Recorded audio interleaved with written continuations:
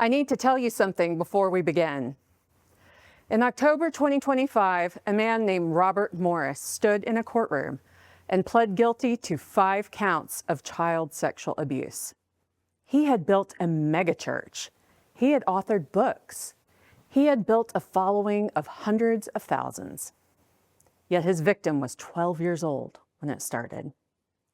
Her name is Cindy Clemishire, and she stood in that same courtroom and said these words.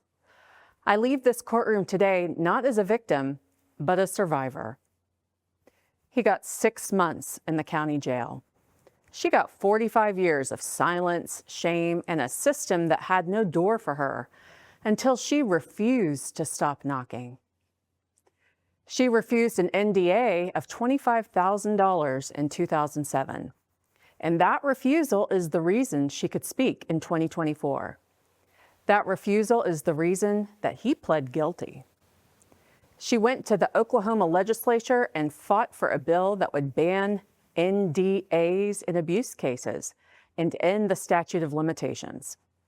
It passed the House unanimously, 199 votes, 0 no votes, but it died in the Senate anyways. There's something that I know to be true as a former prosecutor. That is that the courthouse is not the only place where justice lives. And sometimes it is the last place it arrives.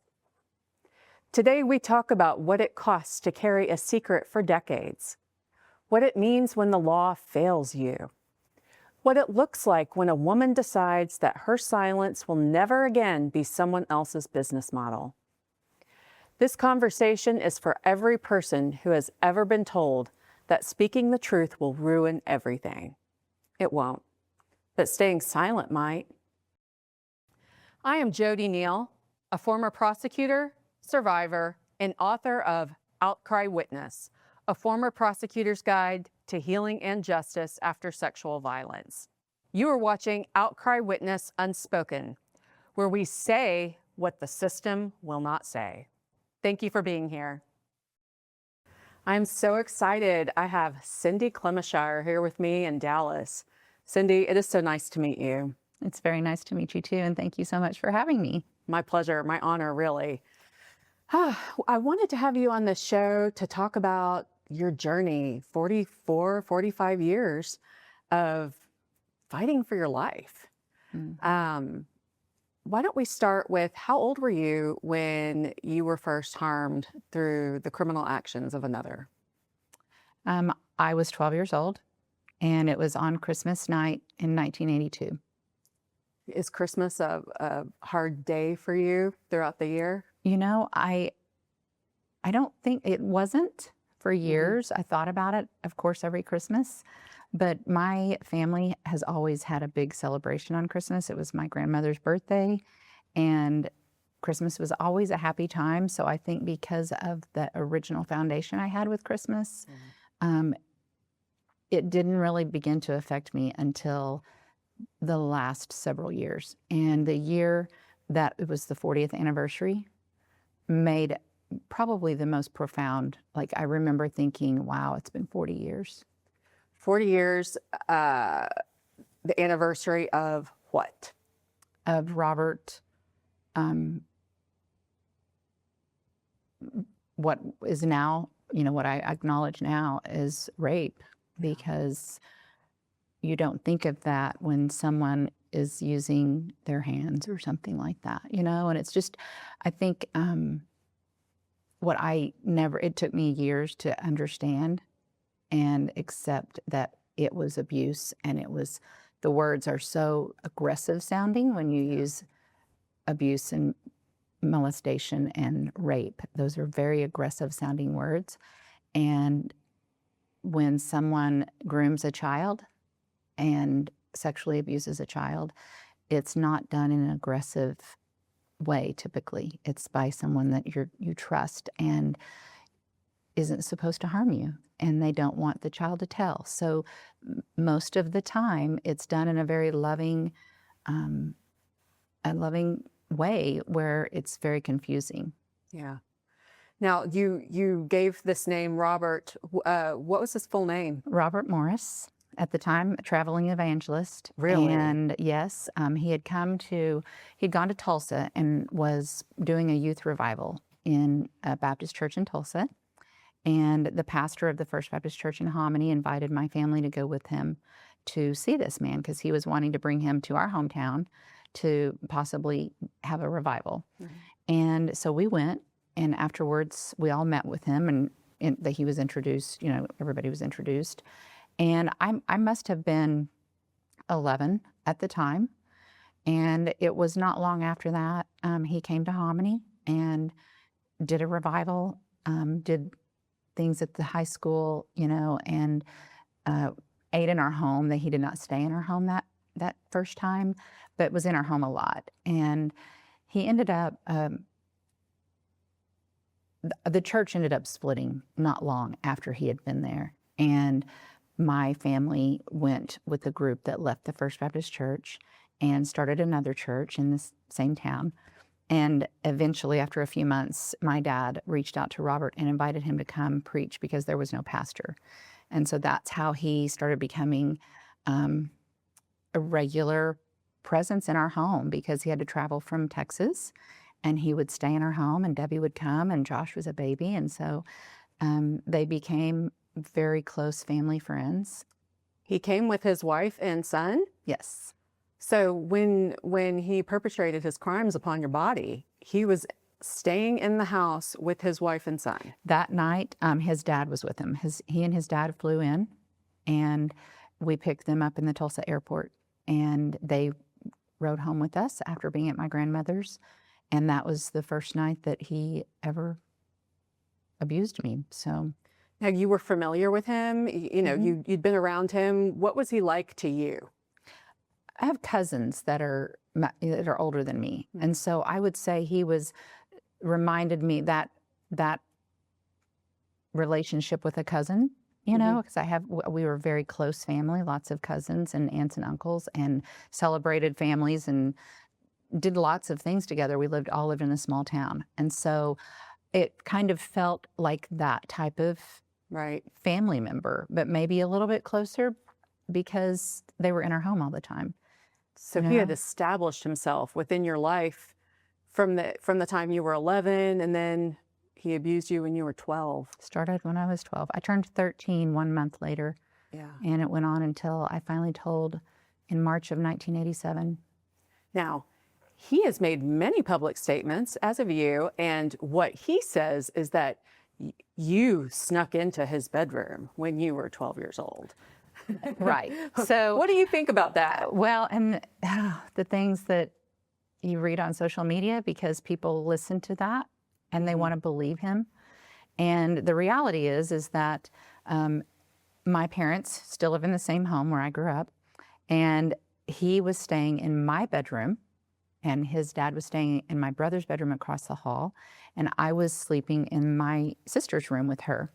And when we were all getting out of the car that night, he told me, "Hey, before you go to bed, come in the room and talk to me."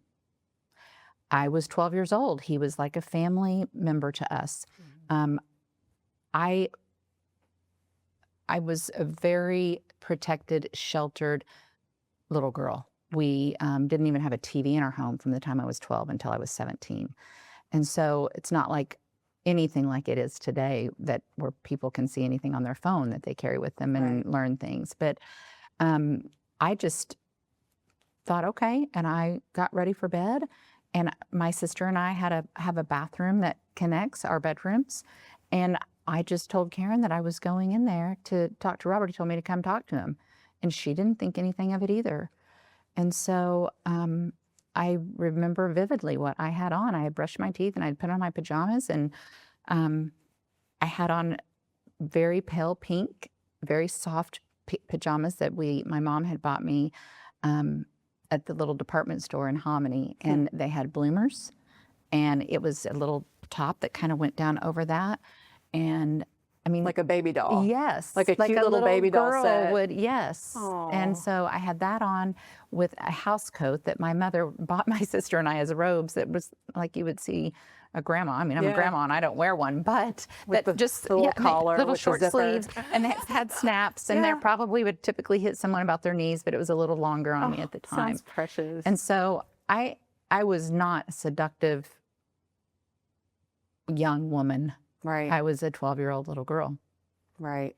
I had braces, and I was a very innocent little girl. I was not going in to pursue a grown married man with a child. Not. And the amount of child blaming that has taken place throughout the course of your quest for justice is really shocking, because I mean, you see that in your civil lawsuit, the comments from the elders and the church members. I mean, really, everyone acknowledged that you were 12 when this happened. Right. But they continued to put the blame on you. It's so shocking. Yes. It's so shocking. In terms of describing the events that actually took place, what you lived through, have you ever had an opportunity to share the details in any kind of meaningful way? Well, I had to share quite a bit with my parents the night that I told them. It was very awkward.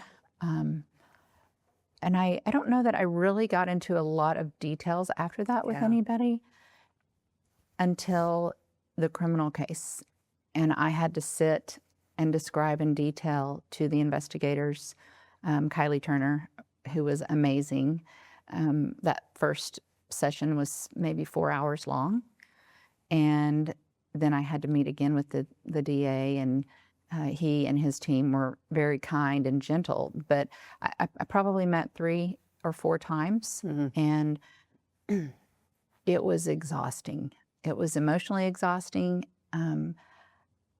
Things that I had never shared before, and things that would come to me and make me understand why he was doing things that I had never thought of, really, like as an adult, why he would do something that I didn't understand at the time as a child that did not know anything about What's an any example? sexual activity. I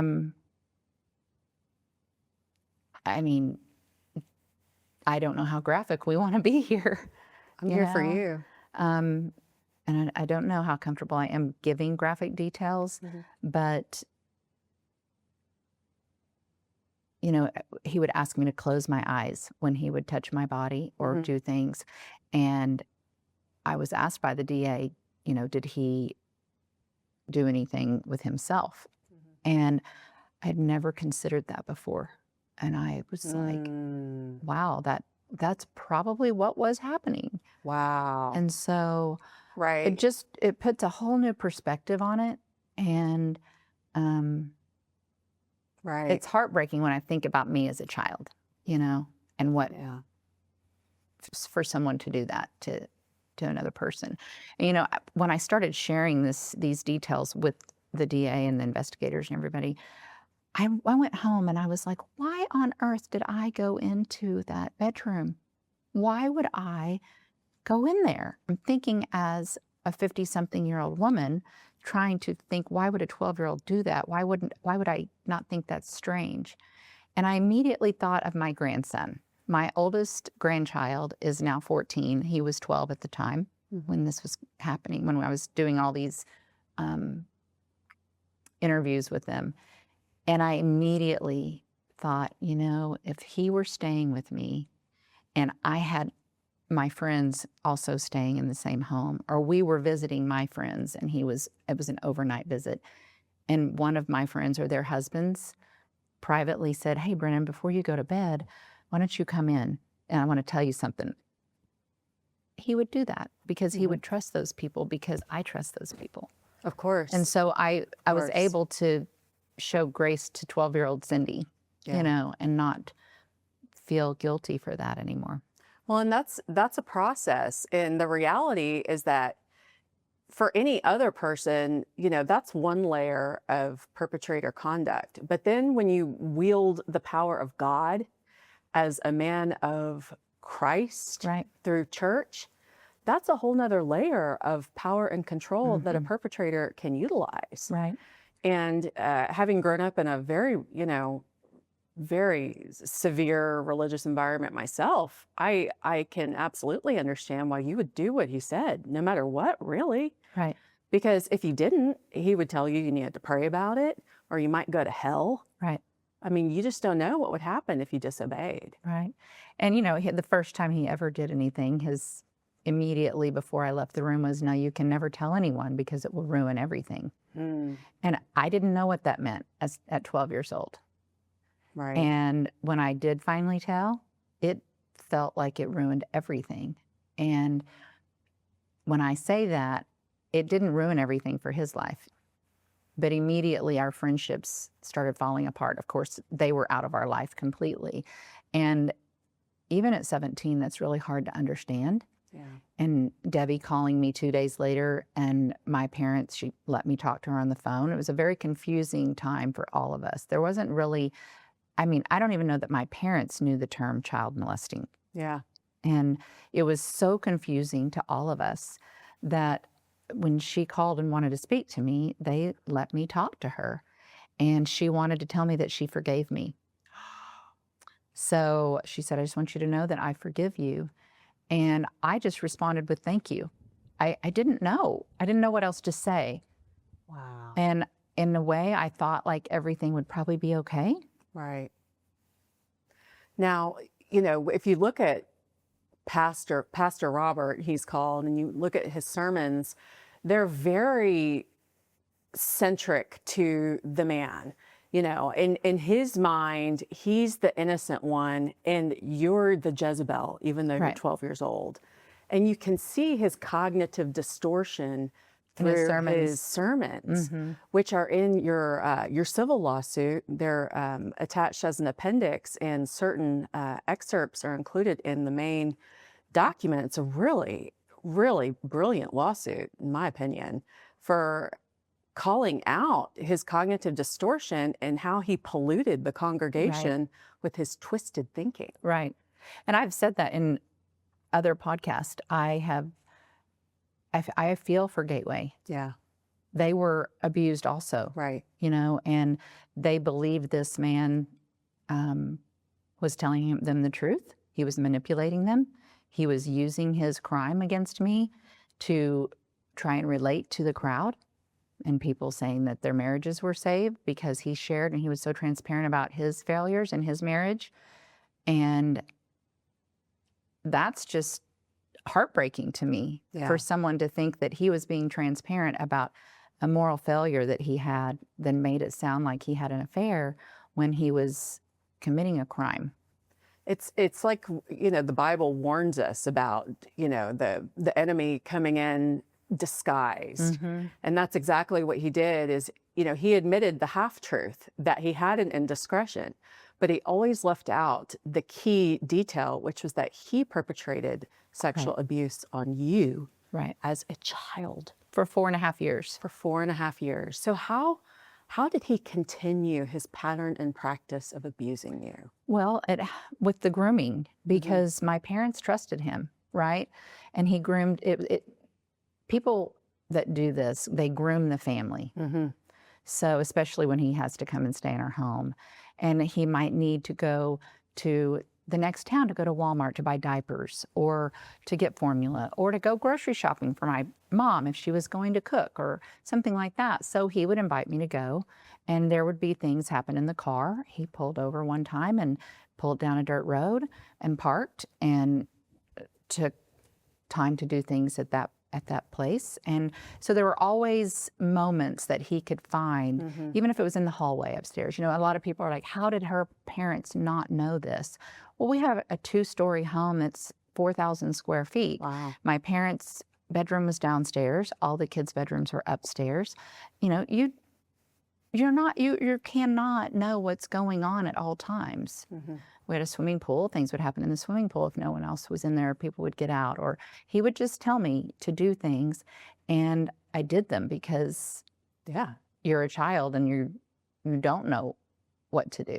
I was a very compliant child before he ever came into my life. I didn't want to get in trouble.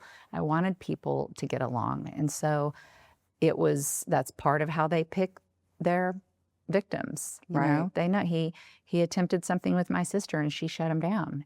But she didn't realize until all of this story came out publicly when she started sharing something that happened, because she heard more details of what he had done and where he had taken me, and it triggered a memory for her of what he had done to her. And so they just are manipulating, grooming everybody in the family all the time. It's so hard to wrap your head around that level of evil. It is. It really is. Yeah, it's good for us that we can't understand it. Right. But I mean, it's really a full-time job for a guy like that. I would think so. I would think so. Yeah. So it began in 1982 and continued to 1987. Do you remember the tension inside, the dis-ease that you felt that caused you to finally tell your parents? Well, there's actually a story that isn't out. I've only told a couple of people that triggered me telling. And unfortunately, you know, my parents are very giving people and opened their home to lots of people. We had a lot of people that would come through our home and preach and stay, and they were very generous people. And so it was very common for us to have people in our home. And our friends, that the other family we became friends with, Glenda Faulkner's mentioned in the documents, and she and her husband at the time and their 3 kids, we were all about the same age. And we met them through Robert, and we all became very close. We traveled, we did vacations together. Even though they were in Dallas, they would come up to Oklahoma. We would go stay in their home with them. We would go snow skiing. We did a lot of things together over several years. And one summer, I believe I was 16, they brought a young family with them, Joe and Glenda did, to stay in our home. And I think it might have been over the 4th of July, but it was summertime. And it was a husband and wife with a 3-year-old and a newborn. The baby, I think, was about 6 weeks. And I don't remember who stayed in my room that week. It may have been the father, that man. I won't even say their last name, but his name was Brad. And, you know, we didn't have phones. People couldn't say, I'll be there in 10 minutes from the car. And so we knew when we were expecting them, and it was late at night, it was dark, and we could see the way our house sits back, we could see their car lights coming down the driveway because it sits off the highway a little bit. And so we knew they were pulling in. So we all went out, my family, to greet them in the garage because they were going to pull up, park, and get their luggage out and everything and come in through the back door because they were family, right? They're not going to come to the front door. They were like family. I mean, that's how we were. And I will never forget when Brad walked into the garage and my eyes caught his, and the fear that filled my body. I was so scared of him. I could see it in his eyes that there was something wrong with him. Did you see and I was his eyes very go, scared. Did you see his eyes go? Most survivors say they see in a perpetrator that they go black. I would say they were black. If I would have had to describe, I would not have known any color other than black. Wow. But I immediately wanted to just run away. And so we went about, you know, everybody came in. They had, like I said, a little 3-year-old, and I was staying at, in our home, there's like a balcony area. There's a front staircase and a back staircase. And there's a balcony area that overlooks the living room and dining room. And my mom had a sleeper sofa up there. And so I was sleeping on the sleeper sofa with the 3-year-old. Mm-hmm. And his wife was down below the balcony in the living room on a sofa with a playpen because she wanted to be down there away from all the bedrooms so that the baby wouldn't wake anyone if she cried or whatever. And this man was 30 years old. He was riding motorcycles and things with my brother and one of Joe and Glenda's sons, and we were all swimming and doing things, popping fireworks and things, you know. I mean, it was just an acreage property. We could do a lot of things. And I had kept my distance from him. And one night I woke up with him on top of me. And his little girl was asleep next to me. And I just remember vividly lying as stiff and still as I could with my legs straight and together. And just in my mind, I just kept repeating, God, get him off of me. Get him off of me. Don't let this happen. Get him off of me. And I don't know how long I said those words to myself, like I was crying out to God, don't let this happen. Just get him off of me. Get him off of me. Silently. Yes. And all of a sudden, he rolled off and onto the floor between the wall and the sleeper sofa bed and stayed down there. And I just thought, okay, thank you. I don't know what happened, but he just quietly rolled off of me. And he stayed there for a minute or two probably. And then he sat up and he said, who was that?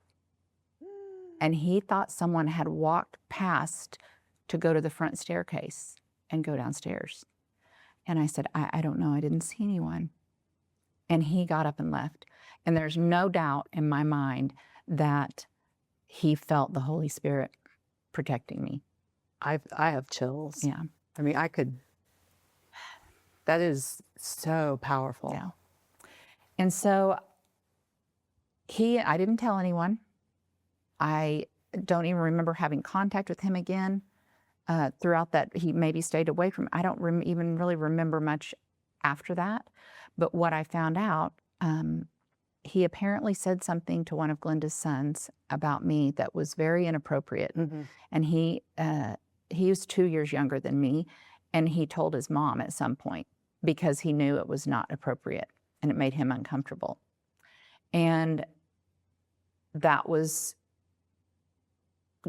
I guess Glenda ended up approaching Brad and asking him about everything and why he would say that. And for some reason, he confessed what he did to me. And she was at our home, and this was months later. That would have been the summer of '86, maybe. And it was months later when she came in March and stayed with us. And she came in, I was staying in my room, and she came in my room and said, I need to talk to you. And she told me that Brad had told her what he did to me. And I said, yes, he did. And I told her all about me, you know, how he rolled off, like my version of the story. And she asked me if anyone else had ever touched me or done anything like that to me. And I just looked at her. We were both sitting on my bed, and I just looked at her, and I didn't say anything. And she said, you have to tell me if anyone has ever done anything like this to you. And I just said, I can't.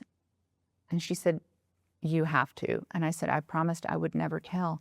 I can't tell. He made me promise I would never tell. And he said it would ruin everything if I did. I can't tell. And so she said, we're going to walk into your closet where nobody can hear you, because I had a little walk-in closet, and we sat down in there, and she held my hands, and she said, you can close your eyes if it makes it easier, but you have to tell me. And so, of course, I told her. I said, it's Robert. And of course, the air just, I mean, she was devastated because they were very close to them as well. I mean, Robert and Debbie lived very close to them in proximity in the Fort Worth area, and they were at their home all the time. So I would imagine her initial thought was, did he do this to my daughter? You know, they had to talk to Karen and ask her, my sister. And so it was very traumatic for all of our families. Yeah. And not long after that, you know, we didn't do as much with Joe and Glenda and their family, and they ended up getting divorced. I thought that was my fault. Oh. I really thought that me telling caused their divorce. And I was probably 38 when I had a conversation with Glenda about that. And she shared, you know, what happened in their marriage with me and a little bit of it, and said that it had nothing to do with you. Of course. So, but I carried that for 20 years, feeling like that was my fault. Now, do you know what an outcry witness is? I didn't until I watched an interview that you did with someone and described what that was. Yeah, it's the first person a child tells about an adult, right, about the truth about what's happened. And Glenda was your outcry witness. And you're in Dallas today for an event. I'm getting a little emotional now Yeah. thinking about that. She was so brave. Yeah. I mean, the fact that she was really a hero, Mm-hmm. because you might have carried that forever. I would have. I don't know that I would have ever told. It was, I mean, it changed the course of my life to tell. It changed the course of my life for the crime that he committed against me, changed the course of my life, you know. So both events had major impacts on how my life has gone, I feel like. In my mind, I think probably most victims trying to make sense of everything, create ideas of how this is going to stop. How am I going to stop this from happening? Yeah. Because as I aged, obviously I became more aware of this is so not right. He's married and he has a child and more. I mean, you know, James was born during this time. And I had convinced myself that it would stop when I got married, that he would perform the ceremony and that it would be his indication this can't happen anymore. I'm now married too. Wow. That was the story I told myself. Wow. Wow. And people have misconstrued that story. No, it And I've makes heard sense. people say, she thought she was going to marry him. I'm like, I never thought I was going to marry him. I thought he was going to perform a ceremony and that would be a sign you can't touch me anymore. Right. I now have a husband. Right. And very, you know, like this patriarchal kind of property handoff. Right. I completely see why you would think that. And back to the closet. Did you go into the closet with Glenda? Is that where you told? That's where I told her. And then she said we had to immediately go downstairs and tell my parents. And so taking yourself back to the closet with Glenda, holding your hand and your eyes being closed, how did your reality change in that moment with her?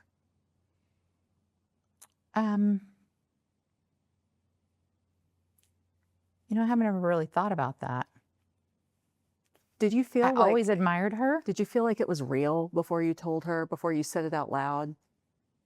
Probably, I just had no understanding of what it was. Right. I knew it was real, but I think just being able to compartmentalize and not think about those things. And he would make justifications, and he used to teach and preach in our church all the time. And he read his Bible constantly. You know, that's all seemed like he was ever doing, unless he was just goofing off with whatever. But he had done a lot of sermons on Old Testament type things, and he would refer to me as his concubine in private. So jokingly, maybe, I don't know, but maybe that was his justification. Right. And when I was 14, he did a big deliverance seminar in our hometown. And at the end of the week, they invited people to come to the church and be prayed over to cast out demons. And I was in a little cubicle area where they were doing, praying over people, or whatever you want to call it. I don't know if that's praying, but yeah. He laid his hands on me. I remember him standing kind of off to my left, and having his hand on my head, and my mom and dad were on my right. And I vividly remember him casting out the demon of lust, and me being mortified, thinking, why is he saying that? I didn't even have a boyfriend. I was 14. I was, I was so embarrassed. I didn't dress. I was just the least provocative girl. Dress everything about me, and I just could not believe he was saying that. And I just kept thinking, it's him that has the demon of lust. It's not me. Yeah. And that was just, another form of grooming, probably. Right. Right. And silencing. That's him telling on you. Right. And he used every blaming tool, me in front of my parents. Yeah. Every tool at his disposal he used to silence you. Well, you eventually in 2024, took this to the criminal authorities in Oklahoma. Well, and that happened because, I've shared my story privately to different people in authority that we thought as a family would maybe do something, Right. or at least not have them in their church. So we did tell different church leaders in large, what are considered megachurches.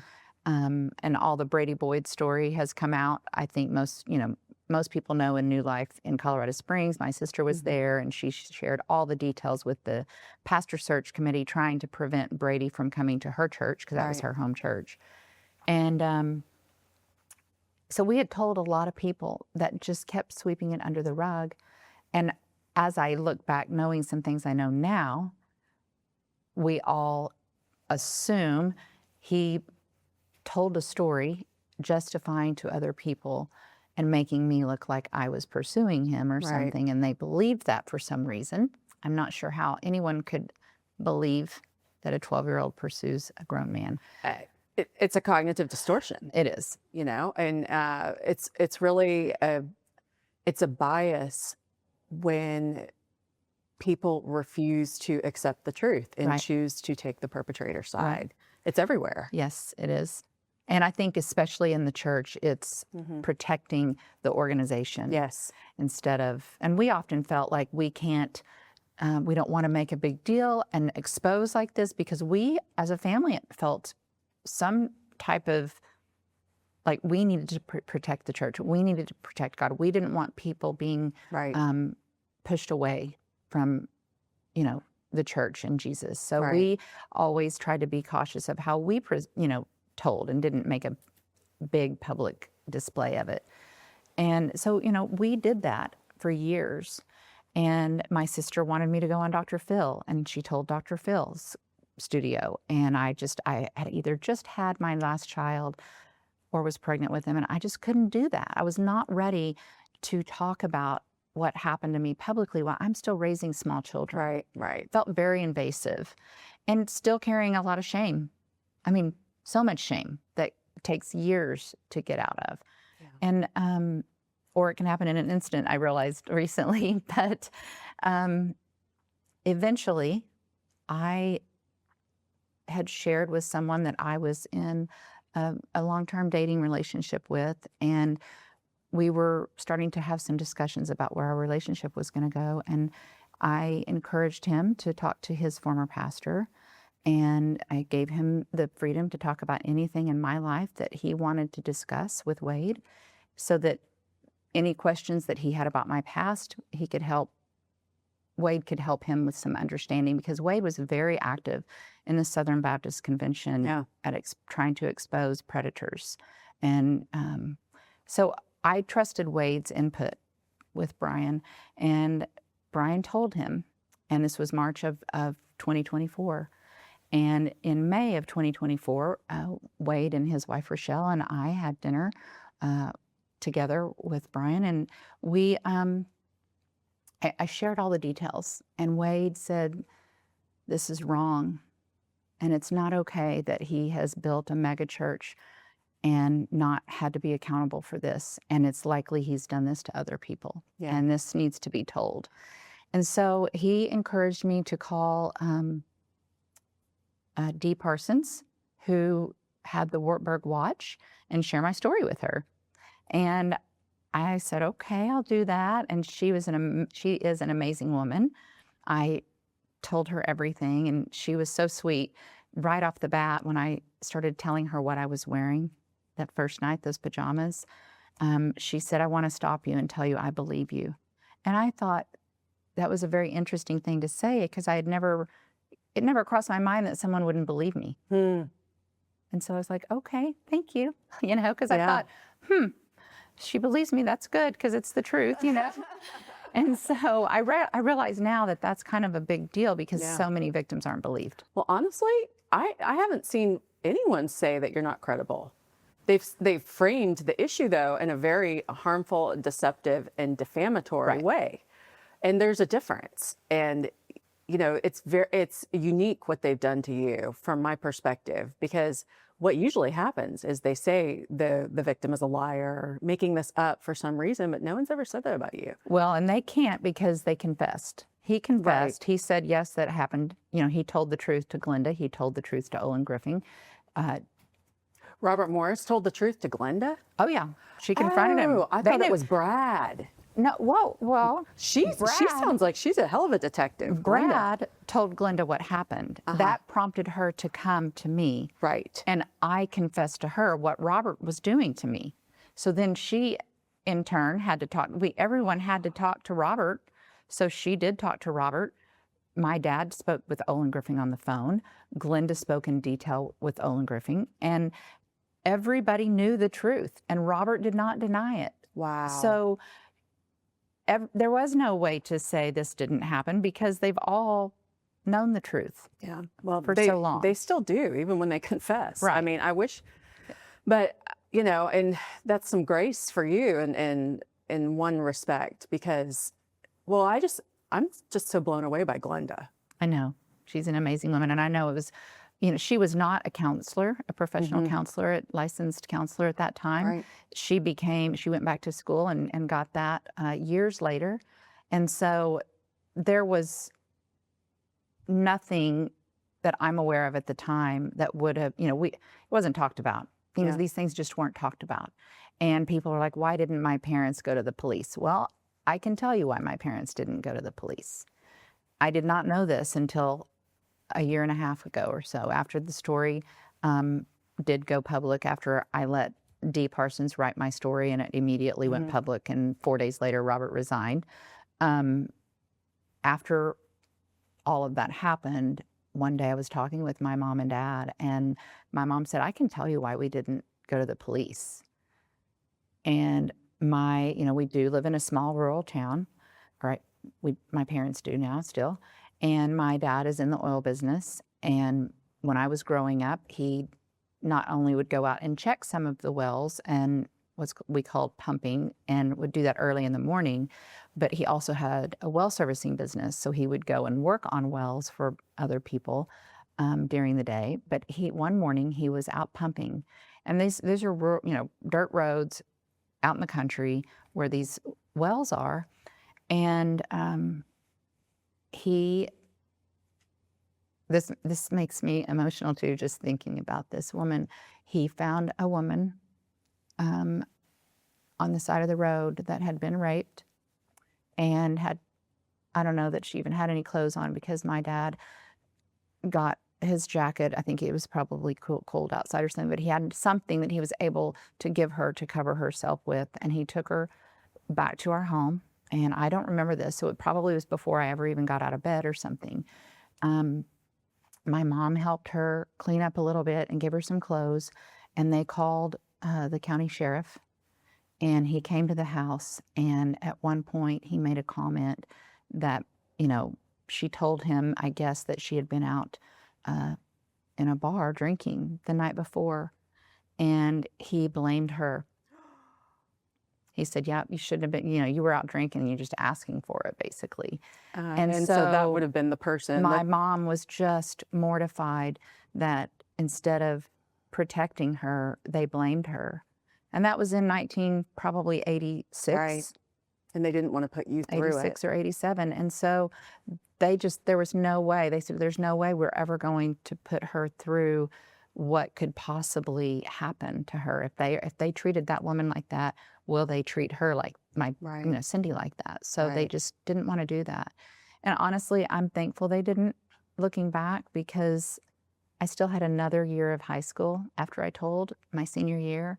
And I was very involved in sports and all the activities in school. And I think it really would have changed how my high school career would have wrapped up. I ran track, and I competed and was third in the state in a couple of races. Wow. And I played on a basketball team, and we were really great, and it was a fun experience. And I think it would have tarnished that whole year if people would have found out, and I would have felt more shame.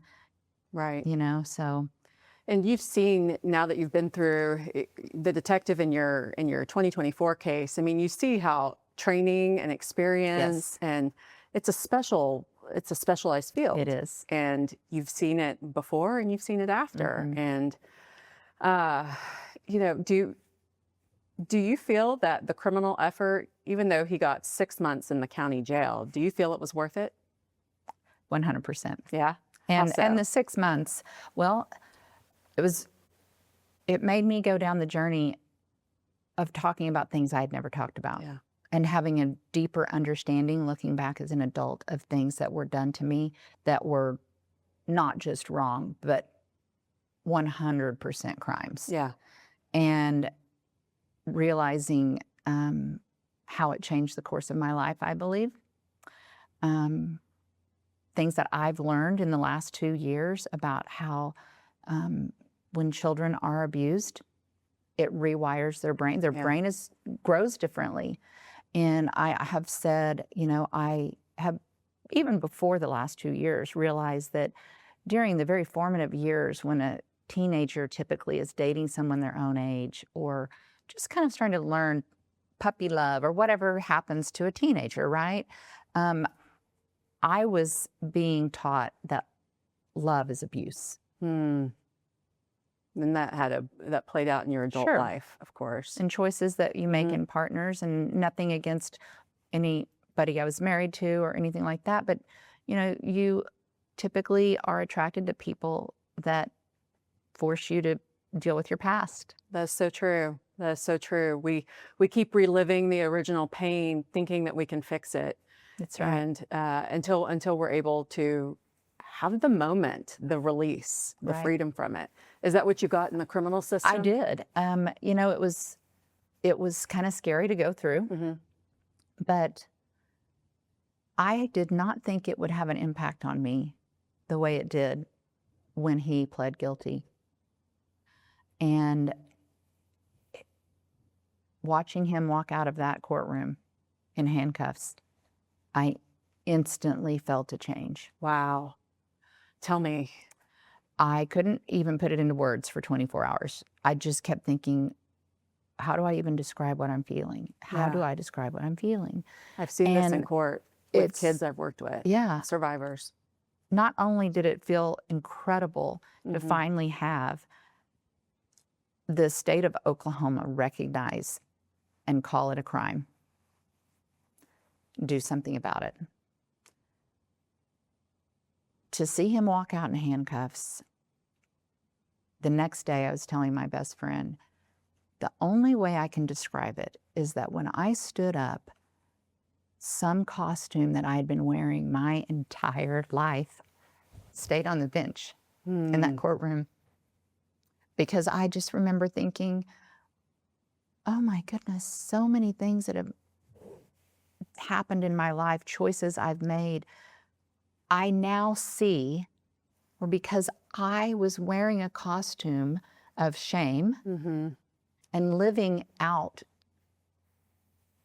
things that are more shameful sometimes. Right. You know, making choices that, I said, shame attracts shame. Yeah. You know, you have a tendency to just keep making choices because we feel bad about ourselves. We don't feel good enough, or we're trying to fix something. It's a silence multiplier. Shame It is.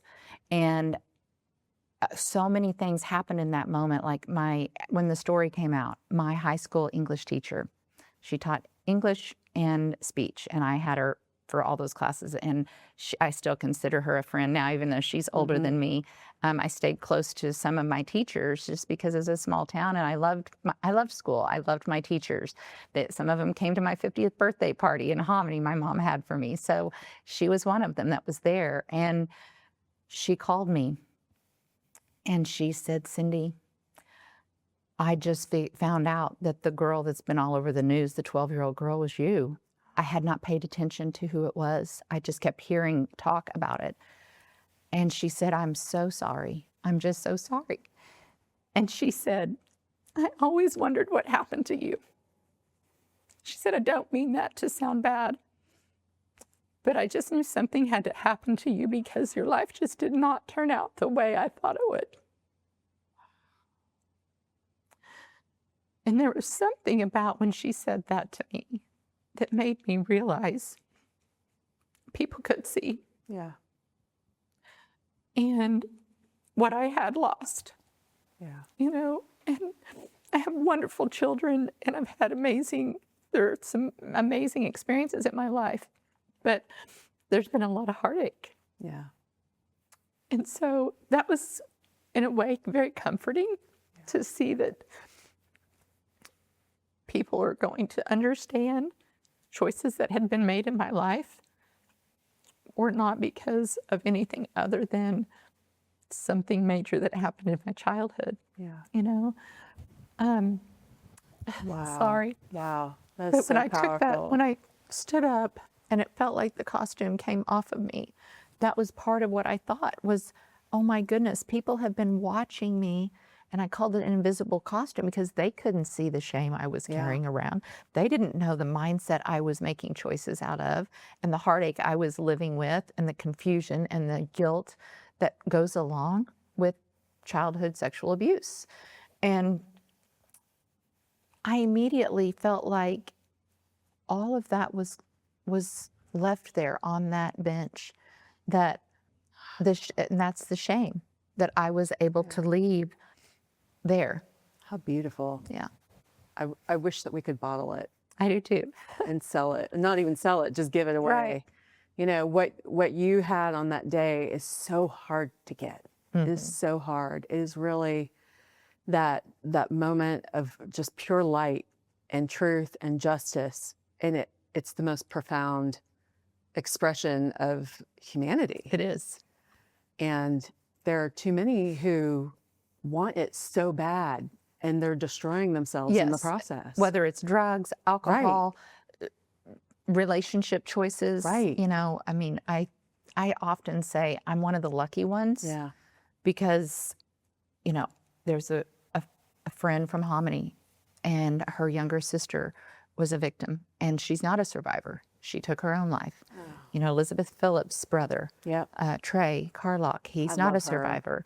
She was such a warrior. Another friend that I found out didn't, you know, I don't consider her a survivor even though she is alive. She has severe drug problems and lives on the streets, you know, and how the heartache her family has to go through. And the things that I have learned, you know, I have been able to avoid some of those things, knowing I'm not the only one, but when you tell the story and people start reaching out, and you hear all the other stories, and you realize how you just aren't alone. Everyone else is struggling with things too, and they play out differently in every person's life. And I've said, I'm so lucky that it wasn't my father. I'm so lucky it wasn't a true family member.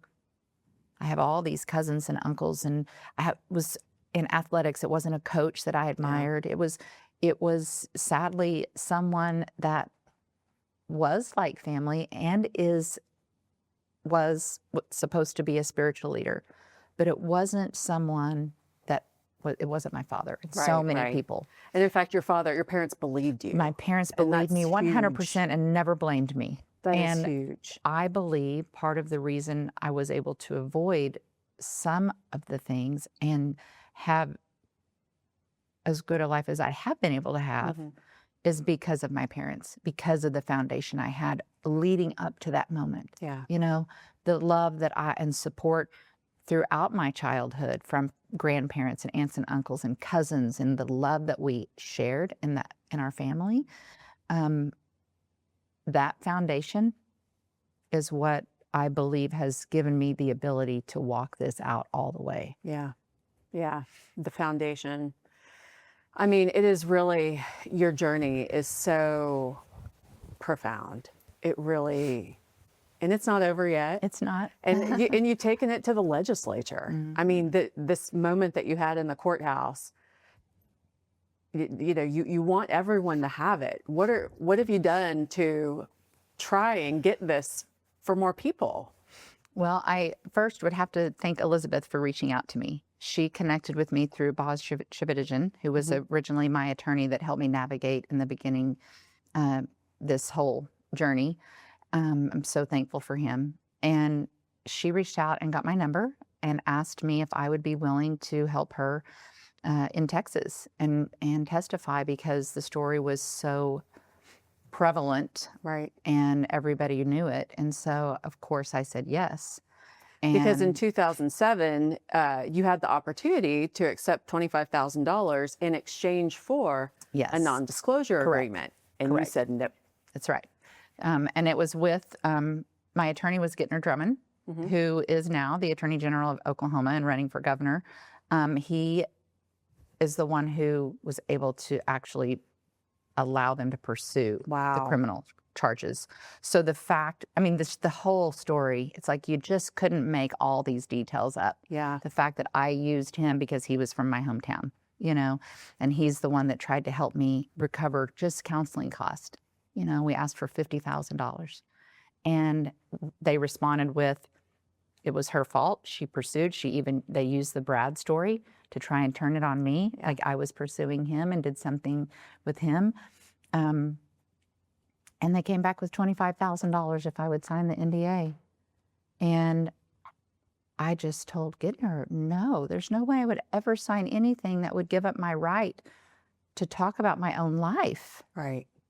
And so, of course, I turned it down, and I am so thankful that I wasn't in a financial crisis at the time, because I think that's how that happens. Yeah. Is people are desperate for anything and they need the financial help. And at the time, I was not in a need like that financially. So when she found that out, of course, that was very meaningful to Trey's law Yeah. being passed. And I've been able to testify there and in Georgia. And sadly, in Oklahoma, you know, we don't get to testify. We had to go around and privately speak. Really? Mhm. You had no opportunity in Oklahoma, because in Texas you can register. The committees even are open to the public. You can get a Right. hearing, and I've done it before. It is like top tier. It is. It really is. It's You know, very empowering. humanity. Yeah. And the fact that I went and testified in the Senate committee the day before I faced Robert in court for the very first time. Wow. I was like, how powerful is that? Like, for me to be able to be in his state testifying Yeah. about things that happened to me and how it impacted my life. And then the next day be in Oklahoma in Osage County Courthouse, where he had to come for the very first time. I mean, it's so beautiful. Like, It really I is. just want this for everybody. I know. And you know, some of my story involves watching Oprah. Yeah. And that was the first time I really understood what abuse was, because she interviewed a man that had groomed a child my age at the time. You know, she was 13, I think. Yeah, I remember that. Groomed the family and everything. And that was the first time I understood what my counselor had been trying to help me understand for years. And that's when I really started becoming angry about it, you know, for a while. And I think it's okay to be angry, you know? Absolutely. And that's been a hot topic with a lot of people not understanding the whole story and accusing me of not forgiving. And I've said many times, I have forgiven him. And that's for me. That has nothing to do with him. Right. And the more we understand what forgiveness is, because I think it's very tricky, you know, I think there's levels of forgiveness, and I think it's a constant thing that we have to sometimes continue to do. Yeah. But Interesting. part of that forgiveness, I think, was accepting that it happened and Yeah. it will never go away. You have to accept it, Right. and that I can't change it. It's all I would like to do. I think every victim of probably every crime Yeah. wishes that they could just go back and change one thing. And you can't. It'll never happen. Right. But what you So- can do is, you know, your voice is like your soul. That's why you didn't sign the NDA. Right. And you can keep exercising your soul. And I do feel everybody, that the messages that come in, they give me power. Yeah. They empower me to do more. And people tell me, you know, thank you, you're my voice. I've never told anyone. And you've changed how I feel. And thank you. Keep doing it. And Oprah has she's said many times the Maya Angelou, from the poem that says, I come as one, but I stand as 10,000. I'm like, that's how I feel. That's what it is. It's not for me. The Cindy Clemishire Act is Right. not for me. I've gotten justice. Yeah. It's for every other victim. And how do you feel when people share their most shameful truths with you? Do you just feel that connection to another person that is so precious? Yes, instantly. It's just And it beautiful. just hurts my heart for them, Yeah. and to want them to understand it wasn't their fault. They couldn't have, there's nothing they could have done, and it wasn't their fault. Yeah. And the shame is not theirs to carry. There's so many of us. We could literally do another Hands Across America and lock hands and just have a moment. Wouldn't that be amazing? It would be. That was in 1986. Yeah. Maybe we could pull it off again. And we should try. I mean, we're the only thing really worth fighting for. Right. And our children. Right. How many grandchildren do you have? I have 3. Well, I really have 5, I guess. I was married for 20 years, and he had 3 children when we met, and I had 1 at the time. And so we have 6 total. And between the 2 of us, we have 5 grandchildren that thankfully I get to be a part of their lives, because I've worked really hard to not have a bitter divorce, and it's been 8 years, and thankfully we are able to interact, and I get to see all the grandbabies. So we have from 14 down to the youngest one just turned 1 about 2 weeks ago. So Congratulations. yeah. And another thing, the grooming. I was able to recognize a man that was grooming one of my children. And he was a father at our private Christian school. And I checked my son's phone nightly just for safety reasons. I kept phones in my bedroom. People, my kids don't keep their phones in their rooms. And I was going through his phone, and I realized that this man had been messaging him through Instagram, which he was not supposed to have. And shockingly, this father notified me that he was on Instagram. He said, I thought you didn't want him on social media. And I said, no. And he said, well, he's on there.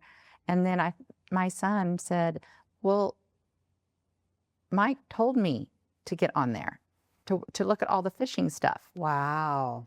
And my son would have been probably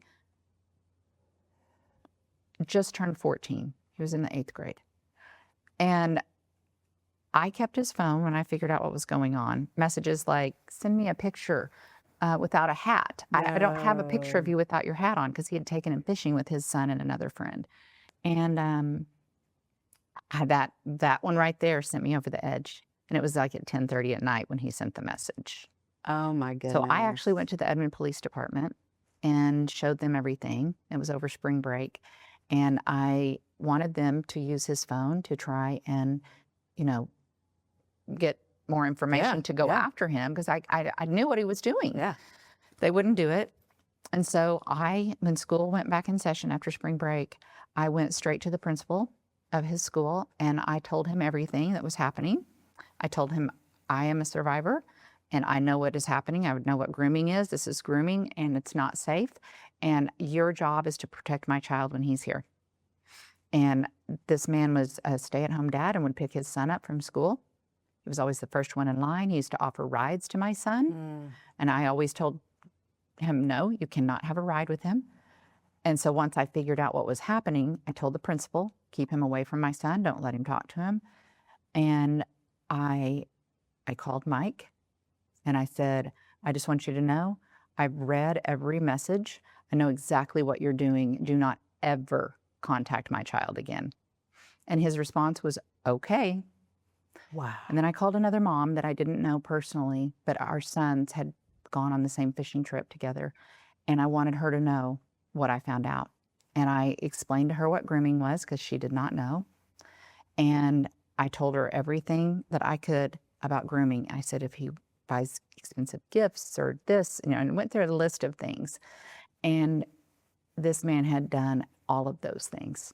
And I said, if he is doing anything, the questions would be, has he shown him pornography? Is he touching the things that they do? They touch them to get them comfortable with their touch in ways that aren't, inappropriate, to slowly lead to inappropriate touch.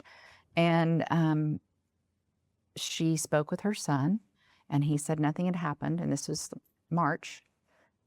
And that mom called me back in June and said, thank you so much for calling me, because her son came in and told her the truth. They had let their son be given a ride home after a basketball camp. They thought that his son would be with him, and he wasn't. He brought him alone, and he attempted something. And so he came in and told his mom, and there were a lot of other details, but Wow. that man went to prison.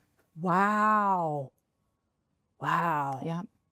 I mean, Viktor Frankl said that humans can withstand a lot if there ends up being meaning or purpose behind it. Right. And even if the purpose of Robert Morris hurting you was so that you would know to protect your own son. Yes, I've said that. I told my mom that after that happened. I said, you know what? If I had to go through that and live the life I've lived so I could protect him, I would do it again. Wow. And I mean, those are our babies, Yeah. And now, of course, after all these years of sharing our story and thinking, why aren't people doing something about it? All I can think now is God allowed him to build this big platform so that we could have a platform, and we could share and we could help save children. I think also the possible clearing out of evil in churches, I don't know, just God is going to use it. He says that in his word, that he's going to wear light. He'll use everything for good. Absolutely. So, absolutely. Yeah. That's the way I see it too. I mean, I am so thankful to you for coming here today and sharing all of this. Thank you. And I hope, I want to dedicate this episode to Glenda. And I know you're in town for her funeral. Yes. And She passed away in February, right after she celebrated a birthday, and went peacefully in her sleep, I think. But we are going to celebrate her life tomorrow. And, it's still very difficult because there's days I think, oh, I should call Glenda and share this with her. And we can't do that. But thankfully, it did bring our families back together. And I've been able to be close to all the kids again. So that's been really great. what she did for you is what I encourage adults to do, which is to listen. Listen to that inside of you that says something's not right. And she was so brave, and it took so much courage to take that step and not let you shut it down, but to take that next step. And her brilliance, close your eyes, let's go in the closet where no one can hear. That's a mama bear. It is. And I'm so thankful to her for you and for her being your outcry witness. Me too. And, if there's anything that you could say to everybody, that's your camera. First, thank you for everyone that did believe me and protected me after I told. And to all other victims out there and survivors, it wasn't your fault. And the shame is not yours to carry. And I just hope that somehow you can find justice through my story and other stories, even though you might not find it in your own life, that it helped you. So thank you. Thank you so much, Cindy. And I will stay in touch with you. Yes. And I wish you the best. Thank you. Your trial date's next week. I know it's very complex, but to the extent that I can ever be of service, you know where to find me. All right. Thank you so All right. much. I Thank appreciate you. Thank you.